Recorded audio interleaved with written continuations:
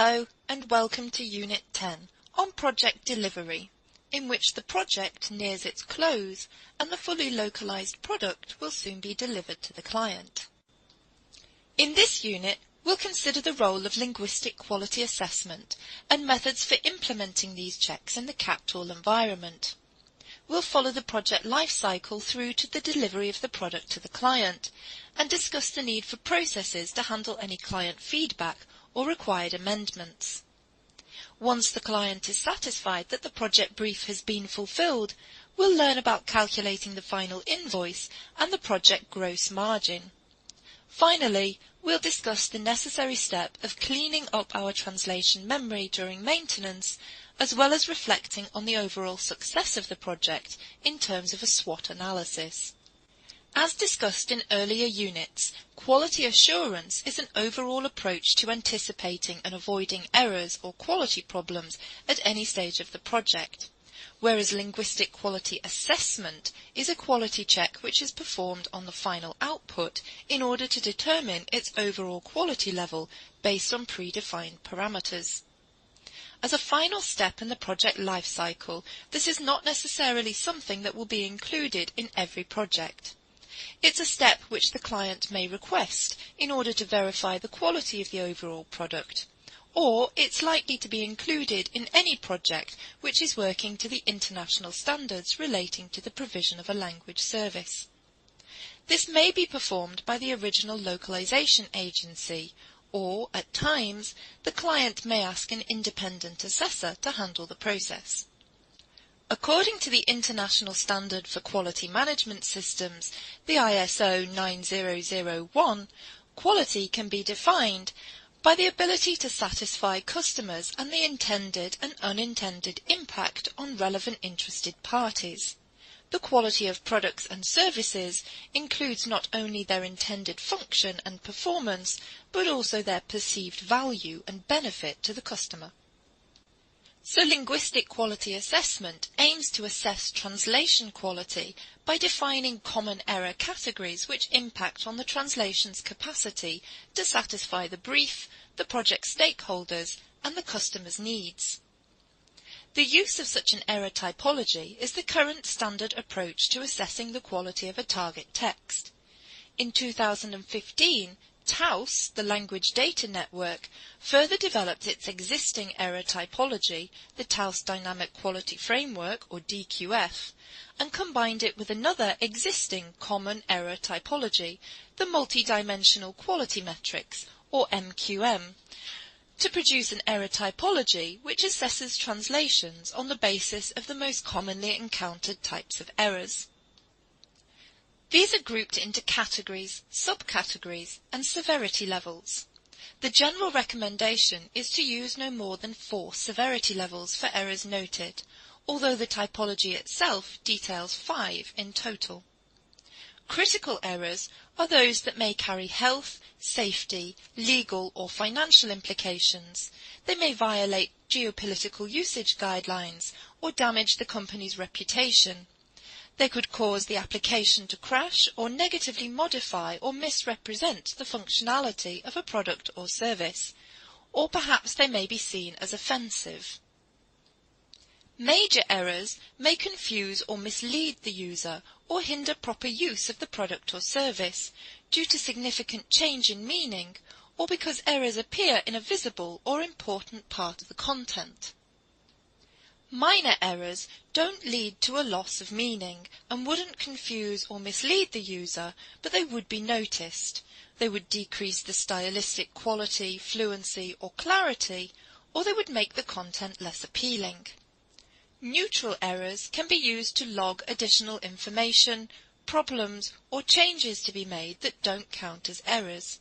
For example, they reflect a reviewer's choice or preferred style, they are repeated errors or instruction or glossary changes which have not yet been implemented, or they represent a change to be made that the translator is not yet aware of.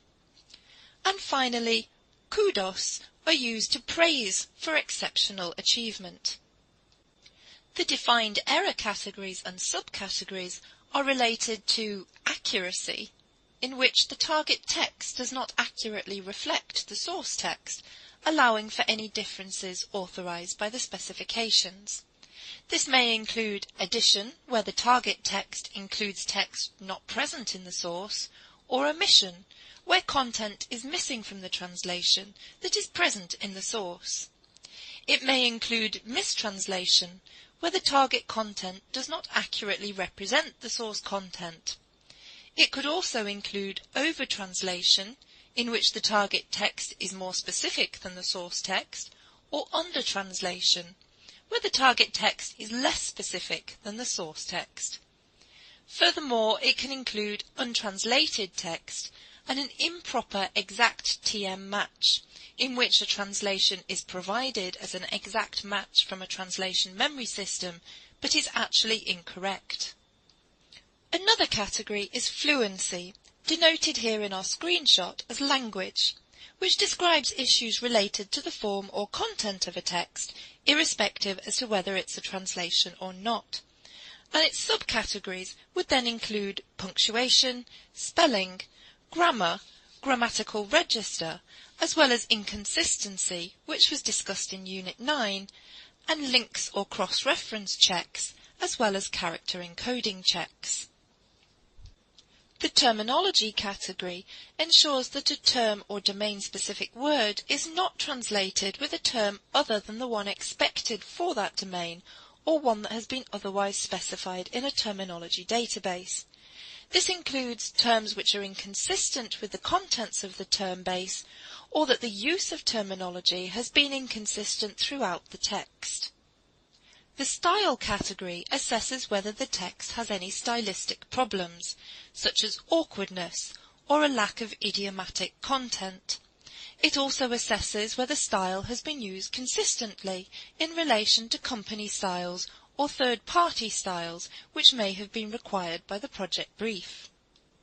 In the design category, an assessment is made in relation to design aspects as opposed to linguistic aspects of the content. For example, to assess whether a document has been formatted correctly. This would typically include an assessment of the length to see whether there is a significant discrepancy between the source and the target text lengths, and to also assess the use of local formatting conventions. This category also includes an assessment of markup and to check whether any text is missing, as well as looking at where text has been expanded in translation and this has caused the text to be truncated. In the locale convention category, an assessment is made as to whether the text adheres to locale-specific mechanical conventions and whether it violates any requirements for the presentation of content in the target locale. This will include an assessment of whether variable and non-variable formats have been transferred correctly for the target locale, including address formats, date formats, currency and measurement formats, as well as telephone formats, and checking that the use of appropriate shortcut keys has been included. Further categories include verity, in which an assessment is made as to whether the text makes statements that contradict the world of the text, and which aims to take account of cultural sensitivities. And a final other category would include any other issues to be assessed, including the implementation of client edits. As standalone tools, SDL Trados Studio and MemoQ both allow users to run an LQA stage to the project. The most commonly used LQA models come pre-installed in the Project Manager version of MemoQ, so that project managers can seamlessly integrate these into the workflow or customize them as required. While SDL Trados Studio allows users to create and fully customize their own quality assessment module, as can be seen in the screenshot. Project managers attach these LQA models to a revision or review package or add it into the project within the server-based environment before sending it out to the quality assessor, usually another translation professional.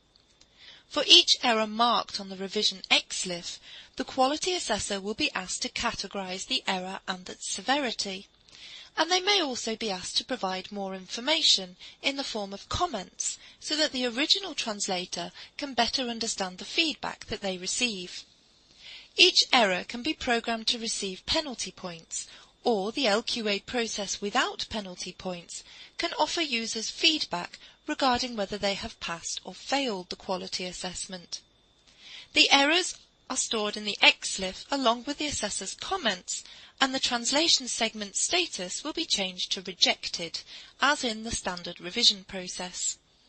Once the assessor has completed their assessment, amendments are often then sent back to the translator for them to accept or reject. Once again, any amendments made at this stage will also need to be incorporated into the translation memory. The standalone tools can provide formatted reports on an individual's assessment or project-level assessment, so it's possible to create a record of an individual translator's overall quality levels over time and projects. Once the quality level checks have been completed, the files can be fully exported from the CAT tool environment.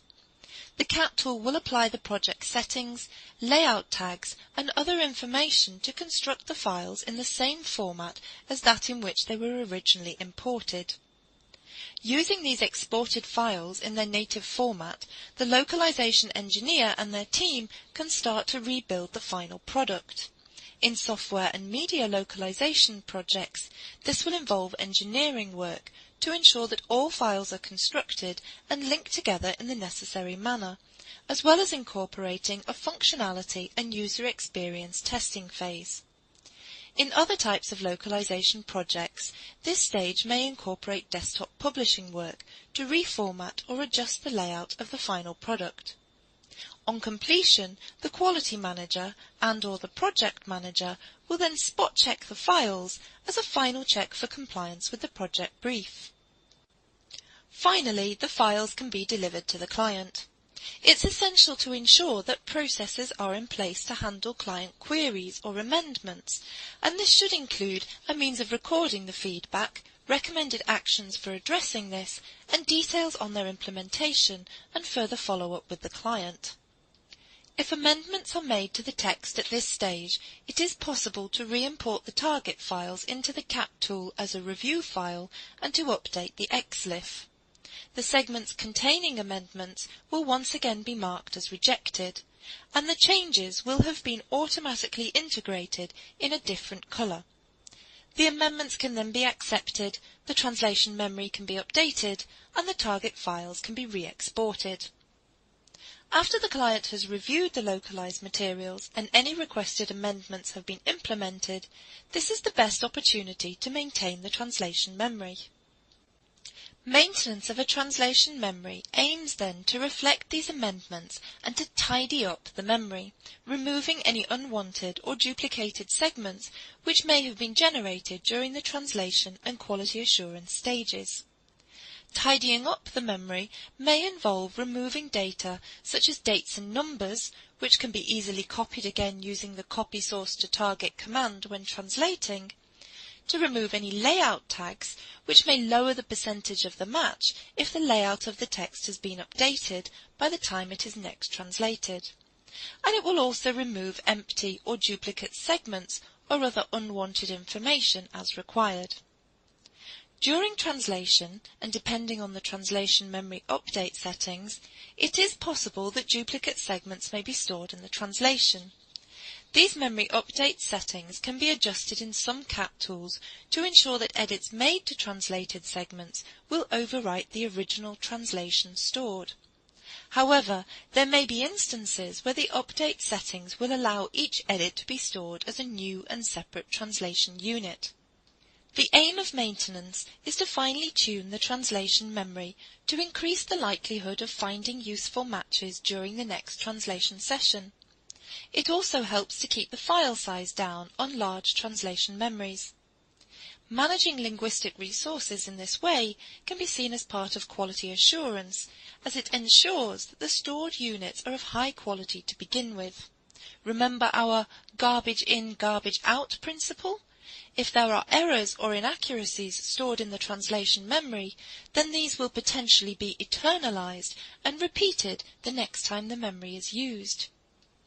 Many of the standalone tools offer a translation memory maintenance component for cleaning the memory inside the CAT tool. the user can open the translation memory to search and filter the data in order to locate the unwanted information. Searching the translation memory may be done on the basis of words, entering either a source or target term or phrase into the search box to show all instances of it in the translation memory. This is useful if all instances of this term or phrase need to be amended when manually searching each segment of the memory to locate the term or phrase would be an otherwise time-consuming task. On the other hand, searches can be performed for duplicate or empty segments, as can be seen in the highlighted red box in our screenshot. Segments might be considered to be a duplicate if they have an identical source and target text, an identical source segment with different translations, or identical target segments with different source segments. Duplicate segments can then either be merged as per the user specification, or one of the duplicates can be deleted entirely. Searching can also be performed using the memory's metadata. As can be seen in the green highlighted box in our screenshot, each translation memory created stores the same metadata, namely the creation user and the date of each segment, as well as the username and dates of any modifications made. As discussed in earlier units, it is possible to add further metadata to the memory, such as domain, subject, client information, project name, and other customizable fields as required. While many of the search features are built into the standalone tools, it is also possible for the user to customize their own searches using the advanced search filters. Search parameters can be defined and saved within the CAT environment for reuse during each maintenance session. Frequently, when performing maintenance in a standalone tool, any changes made to the segments are initially provisional only. The user can first mark items for deletion or merging, and then later confirm or save their changes, which ensures that data is not accidentally deleted. If the CAT tool does not contain a translation memory component, there are popular free tools which can be used instead, such as a copy Oliphant. This program is no longer being actively developed, but it is a light, straightforward program to learn, which offers users all the functionality found with the standalone tools editors. Oliphant also allows users to create tri- or multilingual TMX files. The final invoice can be calculated once all the project tasks have been completed, including the implementation of any client amendments and further reviews as required in order to ensure that all the project costs have been included. The project manager should also have received the linguist invoices before they can begin to calculate the gross profit and gross margin. Gross margin is the difference between the price something is sold for minus the cost of producing the item and divided by the price it's sold for. It is expressed as a percentage value and can be calculated using a simple calculation, whereby sales minus purchases divided by sales equals the gross margin. This can be calculated either on the overall cost of the project, or it could be broken down and separate calculations could be made for different stages of the project. The gross margin includes direct costs incurred in creating the product, such as labour costs, but does not include indirect costs related to overheads and administrative work. Let's imagine we had a project containing 10,000 words of Spanish which has been localized into English at a price of 10 pence per word. The quote was calculated as follows. The cost of translation would be £1,000, where the cost of revision was calculated using an hourly rate of £25, based on the reviser being able to process 850 words each hour. So 10,000 source words processed at a rate of 850 words each hour will mean that there are approximately 12 hours worth of revision work to be completed. The cost of revision charged at £25 an hour would therefore be £300. So the total cost of translation and revision would be £1,300. A project manager's labour fee charged at £120 per day with an estimate of 4 days' work to complete the project will mean that the project management total labour fee would be £480. Therefore, the total cost quoted to and accepted by the client would be £1,780. However, let's imagine that even though the client could not provide a translation memory, the text contained a useful proportion of internal repetitions, and the cost of translation was therefore lower than quoted. So the actual cost of translation, once all invoices were received from suppliers, was £876.14. Furthermore, the reviser found that the translation was of good enough quality that it was possible to process 1,000 words an hour rather than only 850. This meant that their invoice was also lower at £250 for 10 hours revision.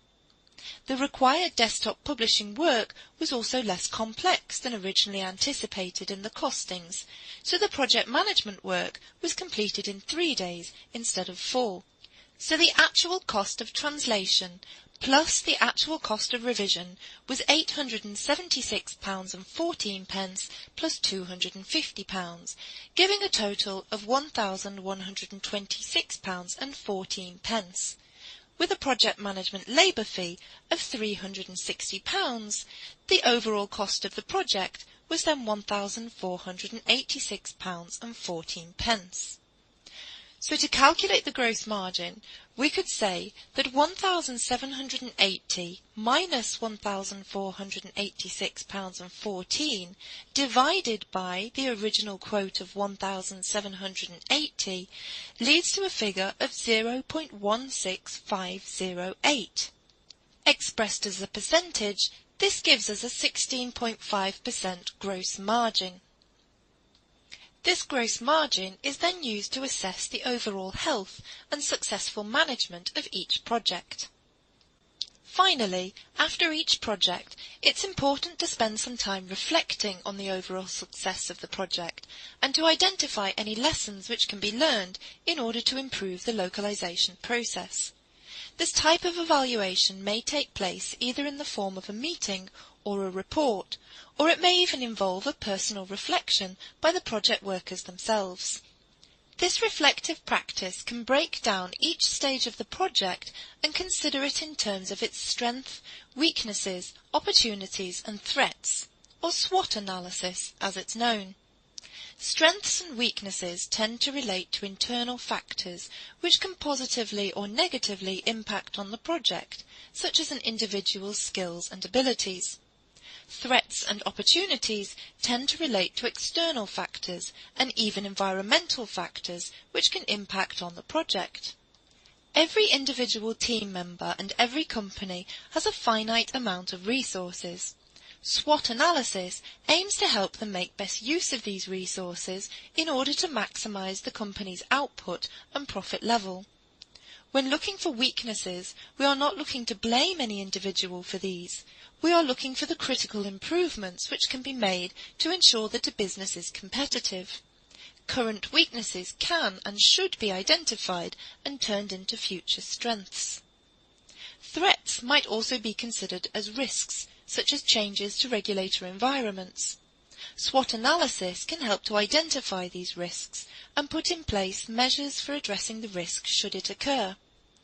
Furthermore, a company may perform a SWOT analysis on its own competitors and compare this with a SWOT analysis from their own company. Identifying and exploiting their competitors' weaknesses can be a useful business strategy, whereas trying to match their competitors' strengths may not be the best strategy if the competitor has the greater advantage. This concludes our Unit 10 presentation on project delivery. This is our final presentation in this course. We've now completed the project life cycle and we've generated our target files.